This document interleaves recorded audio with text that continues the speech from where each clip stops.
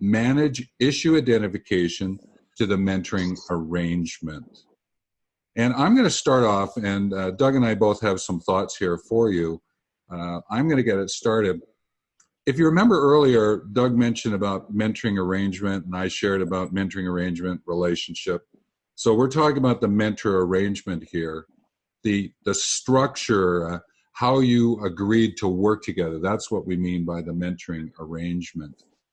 And there are what we call issues that get identified to that mentoring arrangement.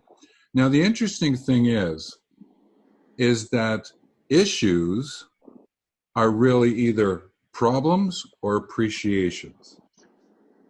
Now, in our language, when we get into the mentoring arrangement, we often bring, well, I've got a problem. This is the mentee. I got a problem, right? Mentee, I got a problem.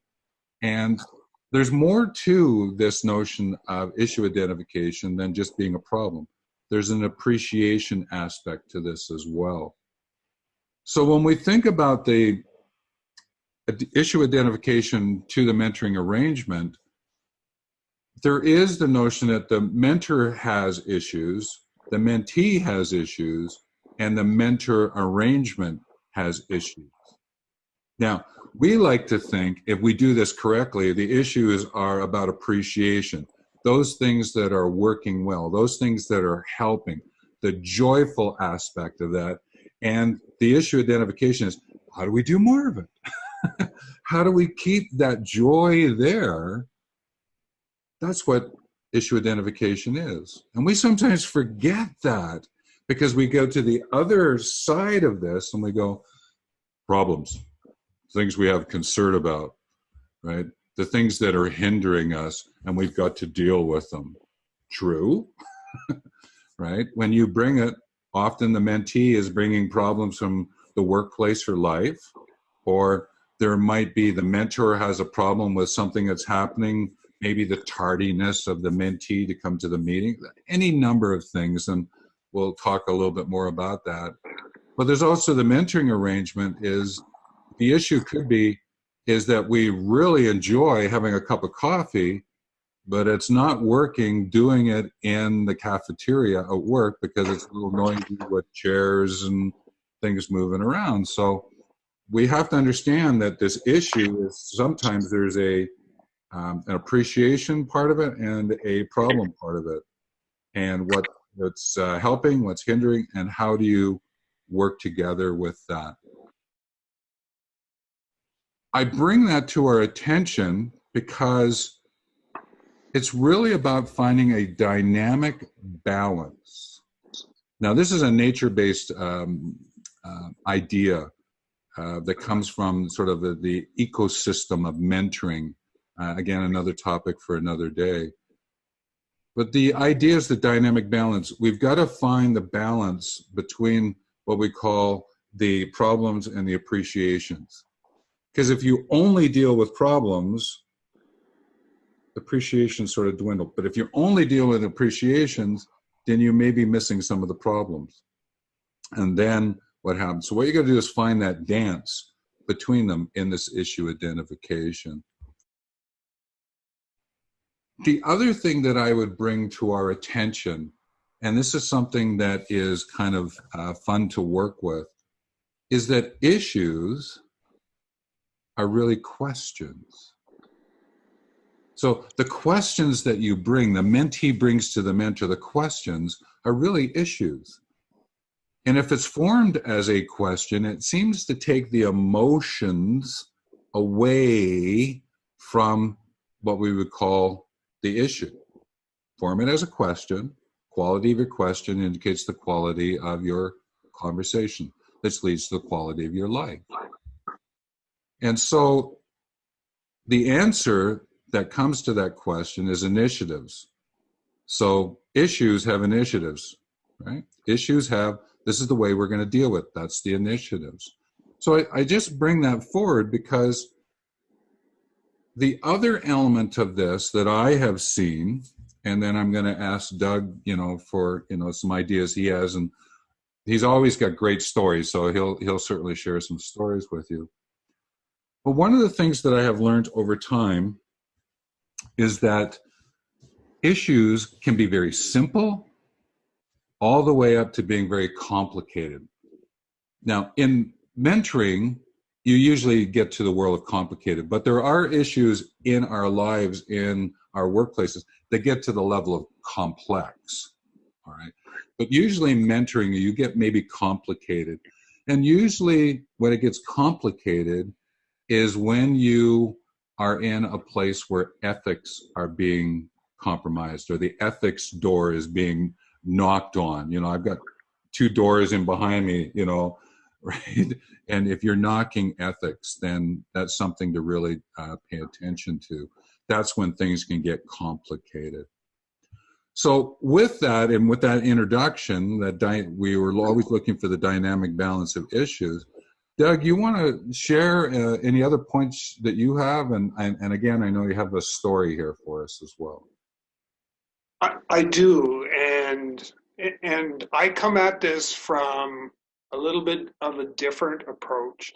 I still come at it from the aspect of, you know, the issue, the appreciation, and the problem aspect, and I look at it that if we're not able to, through the arrangement that both the mentor and the mentee have, if we're not able to identify, number one, identify the issues, and number two, figure out how are we going to deal with those, they will become something that is more complex, such as, like you've said. I like to come at it from a little bit different angle, and sometimes I do this and sometimes I don't. And I know, you know, we're probably going to say, well, it should be a consistent approach. It depends on the person, and that's that I frame the issues in the context of opportunity.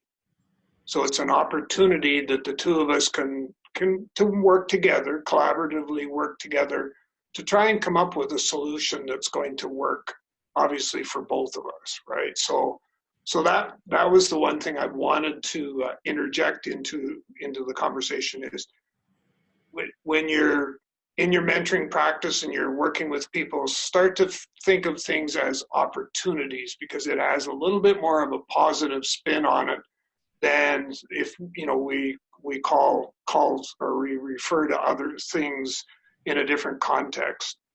Just to give some context to around all of this is that excuse me, I was working with a young person who had been referred to me by another mentor who said, I can't, the relationship isn't clicking, we're just not getting together, it's not working for us. Can you spend some time with this person? And so one of the things that I observed very, very quickly, which was an issue, was the aspect of, it was partly cultural, but was the aspect of self-esteem, self-confidence, and self-doubt. And those were issues that we needed to be able to deal with.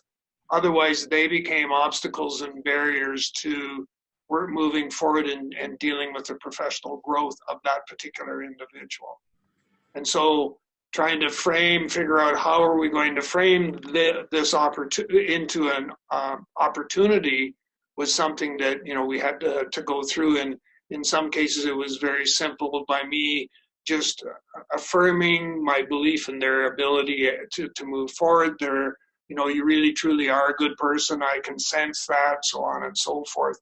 And framing it in a positive context in order to be able to move forward with it, addressing the situations before they did become something more than what they were. Thoughts? And I always appreciate this whole notion of the self-doubt, self-awareness, self-concept. A lot of times that's in behind. I agree, it's in behind. And one of our famous words in Mentoring 37 and IMC, we got to unpack that sometime. You got to find out what's going on in there before you can really get down into really what's at the core of what they want to talk about, but it's what's of core to them. So I certainly agree with that. It's interesting you talk about unpacking. I did a podcast last week on effective mentoring, preparing tomorrow's leaders. And at the end, when we kind of debriefed afterwards, one of the comments that was made by one of the co-hosts was, "Oh my gosh, I didn't believe that mentoring was that deep." Wow. So, That's and impressive. yeah, like I went, okay.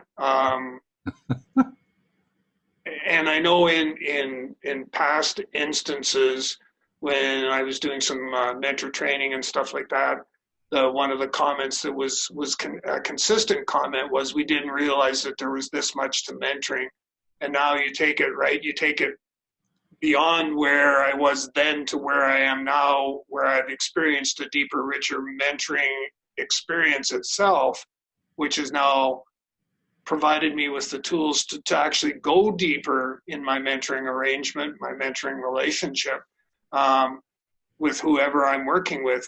It's given me that opportunity to be able to do that.